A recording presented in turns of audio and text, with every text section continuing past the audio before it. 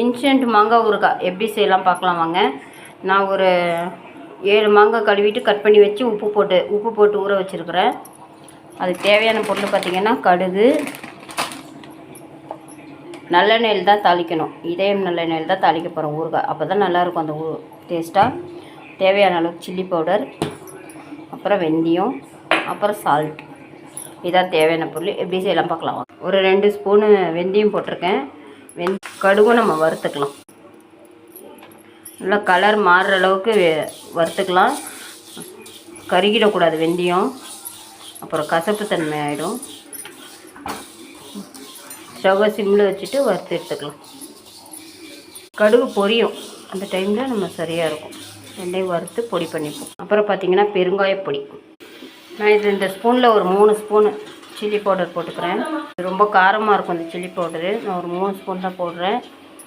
நீங்கள் உங்கள் காரத்துக்கு ஏற்ற அளவுக்கு போட்டுக்கோங்க. ஏன்னா நான் மிளகாத்தூள் போட்டு நல்லா கலந்துட்டேன். நான் ஆல்ரெடி உப்பு போட்டிருந்தேன் மாங்காயில்.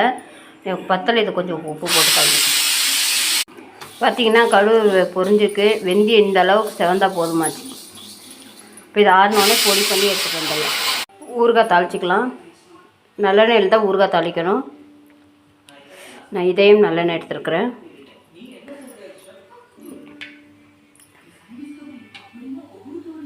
அப்போ தான் நமக்கு ரொம்ப நாளைக்கு வரும் ஊறுகாய். வேறு எண்ணெயெல்லாம் தாளித்தோம்னா ஒரு 10 நாள் கூட இருக்காது. இந்த எண்ணெயில் தாளித்தா நல்லாயிருக்கும் ஊறுகாய். சாப்பிட டேஸ்ட்டாகவும் இருக்கும். நம்ம வறுத்து வச்ச அந்த வெந்தயமும் கடுகும் பொடி பண்ணியாச்சு. இது பார்த்திங்கன்னா ரொம்ப நைஸாக பொடி பண்ணக்கூடாது. நம்ம இட்லி பொடி அரைப்போல் அந்த அளவுக்கு இருந்தால் தான் நல்லாயிருக்கும். இது இந்த அளவுக்கு பொடி பண்ணால் போதுமாச்சு. எண்ணெய் காஞ்சிச்சு, கடுகு போட்டுக்கலாம்.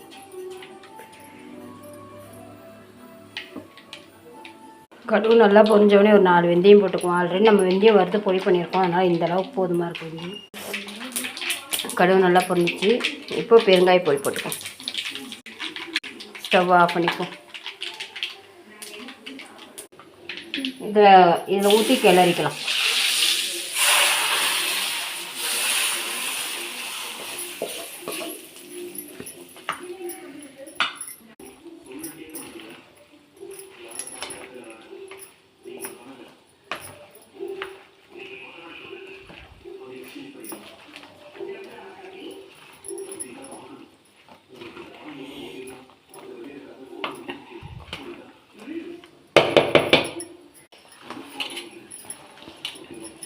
நல்லா இந்த அளவுக்கு எண்ணெய் இருந்தால் தான் ஊறுகாய் நல்லாயிருக்கும்.